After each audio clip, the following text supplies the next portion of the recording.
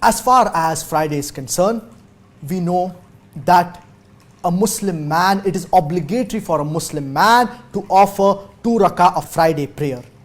And this prayer, it is offered in congregation, generally in the masjid. Now on the day of Friday, when the Muslim man, he offers 2 rakah of the Friday prayer, that is the Jummah Salah, it is a replacement for the 4 rakah of Dhuhr prayer. And there is a khutbah as well, that the Imam delivers the khutbah. Now, the 2 rakah of Jummah prayer, of Friday prayer, it is compulsory upon every Muslim man to offer in congregation, and this salah, it is generally offered in the masjid.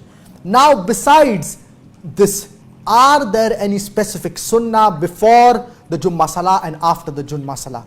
There's a hadith of our beloved Prophet Muhammad, peace be upon him, which mentions that the Prophet, peace be upon him, offered 4 rakah before the Friday prayer and 4 rakah after the Friday prayer. But this is a da'if hadith, this is a weak narration that is mentioned in Sunnah Tirmidhi. So as far as prescribed sunnah before the 2 rakah of obligatory Jummah prayer, there is no prescribed sunnah before the Jummah salah. But when a person enters the masjid, he should offer 2 rakah of Tahiyatul Masjid.